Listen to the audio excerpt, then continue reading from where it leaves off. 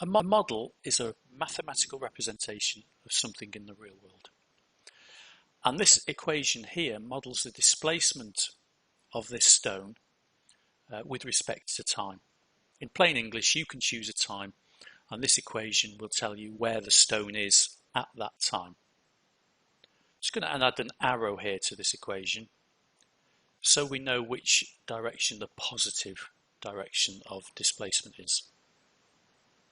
So where will the stone be 1 second after it's thrown? Well, we can just substitute 1 into the equation, and we can see its displacement is 5.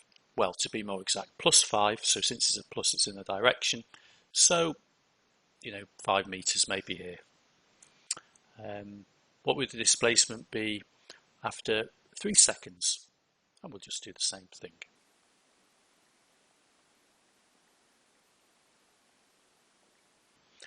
Now that's interesting. We've got minus 15, so we'll be going against the direction of the arrow. So the displacement will be down here. That might be what you're expecting. It's been thrown up and it's coming back down. Of course, I could do this the other way around and specify the displacement, let's say plus 2 meters, so just above this person's head, and ask at what time would it be 2 meters displacement. So I can do it this way around instead. So I'll substitute for S. You should hopefully recognize this is a quadratic equation. To solve quadratic equations, we're going to make them set them equal to 0, and then really what we're going to do is use our calculator. So I'll subtract 2 from both sides. And if I was to write this more formally, I'd say minus 5t squared plus 10t minus 2. We'll put that into the calculator, and actually we get 2 answers. I'm going to round these up a little. We get t equals 0.23 and t equals 1.8, so 2 answers. So it's telling us it's at that height 2 meters at 2 different times. Now you might have anticipated that because if this is 2 meters and that's 2 meters again, we've come up. And then a little while later, at 1.8 seconds, we're back at 2 meters as the ball returns to the ground. One of the particular displacements that I'm interested in is the ground, and that would be at minus 50. In an exam, that's exactly the sort of area that we're going to be interested in.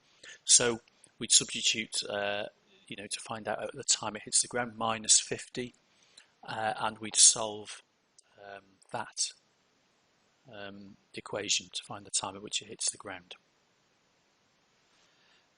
And I get the time at which it hits the ground is, oops, no, that's wrong, 4.3 seconds. I could ask all sorts of, other questions, such as what is the maximum height the stone will reach. And again, if this is our model, and you should recognize this is a quadratic, and in particular, the t squared coefficient is a negative, so it would be a quadratic like this. So what I'm really asking is, what is the maximum value of this quadratic? And the truth is, your calculator can do it. If we were doing it by hand, we could, for instance, complete the square in order to find this. But I'm just going to use the calculator, and I get when t is 1 second, the maximum this will reach is 5 meters. Again, positive 5 meters. And I can do the same sort of thing with this other model. This model's velocity with respect to time. So I can do very similar things here. I can ask what the velocity would be at a certain time. So let's say 0.5 seconds.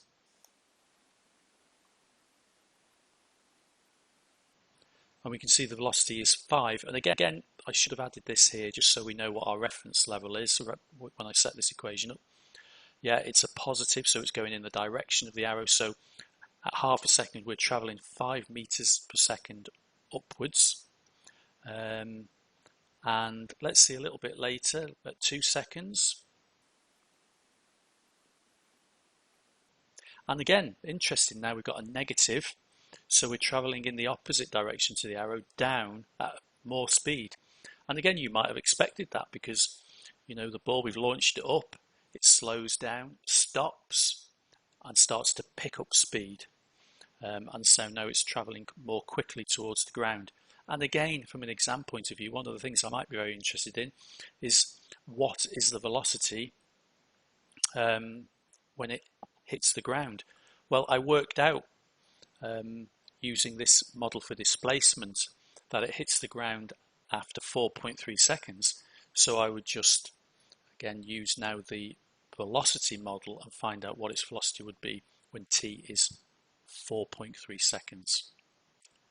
Now, more than anything, I want to prove to you that with these two equations, one modelling displacement and one modelling velocity, we can find answers to all the important questions one might be asked about this projectile. Being in possession of these two equations that I originally stated puts you in a very strong position to answer all sorts of questions that you may be asked.